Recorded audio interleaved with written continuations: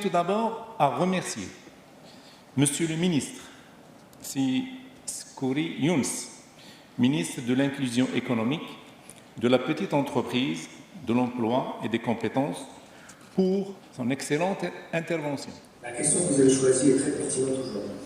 Elle est pertinente parce que les deux volets importants que tout le gouvernement a traité, le sujet de son tissu économique, sont la valeur ajoutée et l'emploi.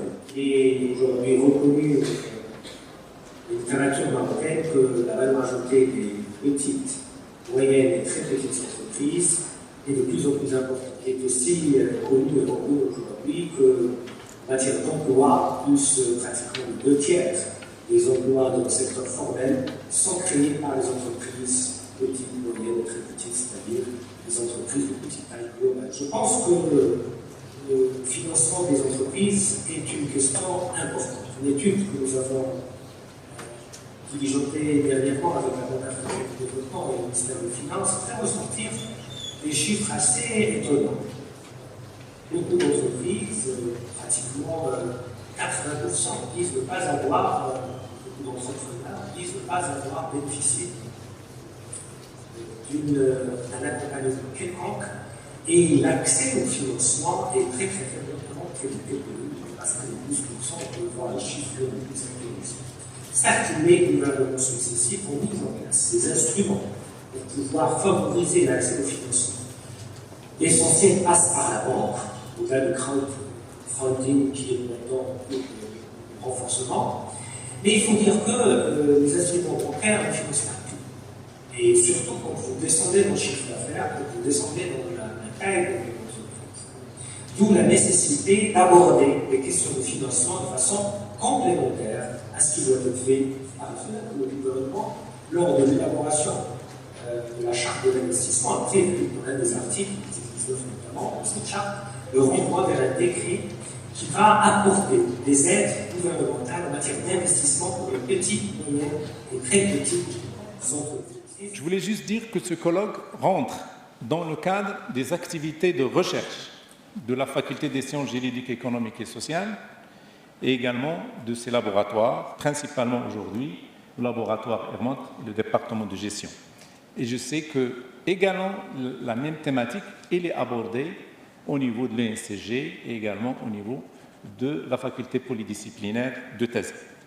Donc c'est un axe de recherche et c'est une problématique qui est abordée, qui rentre dans ces thématiques prioritaires de l'université et sont en symbiose avec les axes stratégiques de développement de la recherche au sein de cette grande université qui œuvre à faire de sa recherche un levier de développement de la région Fès-Meknès et de notre cher pays, le Maroc.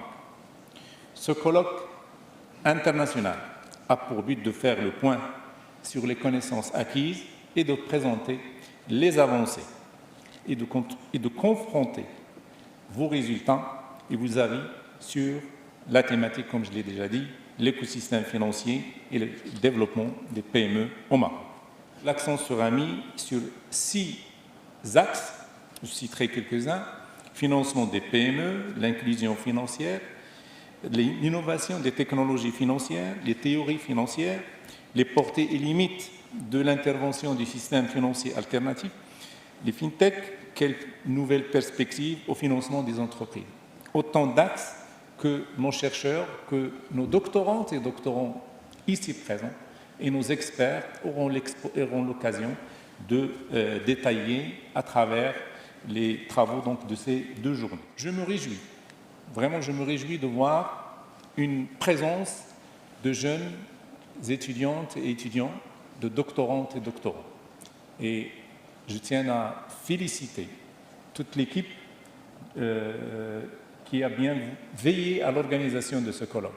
C'est une belle occasion de donner à nos jeunes étudiants et étudiants une occasion de rencontrer d'éminents experts nationaux et internationaux et également de partager, comme je l'ai dit, les avancées dans ce colloque est une très belle occasion de partage des connaissances scientifiques et avancées entre les chercheurs nationaux, avec les décideurs les acteurs socio-économiques et je me réjouis de voir beaucoup de secteurs, beaucoup de partenaires ici présents et qui ont fait l'amabilité d'être présents avec nous et également d'intervenir dans le cadre de ces 2 jours. C'est une excellente occasion, une opportunité d'établir des liens et de constituer des consortiums multi-compétences pour des projets de recherche et de recherche-développement. Encore une fois, je tiens à remercier Monsieur le ministre de l'Inclusion économique, de la petite entreprise, de l'emploi et des compétences, qui a mis, comme je l'ai dit, l'accent sur les défis à relever et les outils mis en place pour le financement et le développement des pays. Ce qui fait vivre l'entreprise, ce ne sont pas les crédits qu'elle va avoir, c'est surtout les perspectives de marché. Je voudrais vous appeler à vous pencher sur la question de la PME et de la TPE de façon à mieux jauger ses besoins en matière de style de leadership, en matière de connexion aux chaînes de valeur et aux chaînes tout court, pour pouvoir voir où se posent là où les vraies questions et donner à chaque sujet sa juste place. Ceci nous aidera à mieux aborder les questions que vous traitez lors de ce colloque et ceci nous aidera surtout à utiliser les données scientifiques que vous aurez collectées lors de vos efforts en matière de recherche pour avoir des politiques publiques mieux documentées. Je vous remercie et je vous souhaite la suite.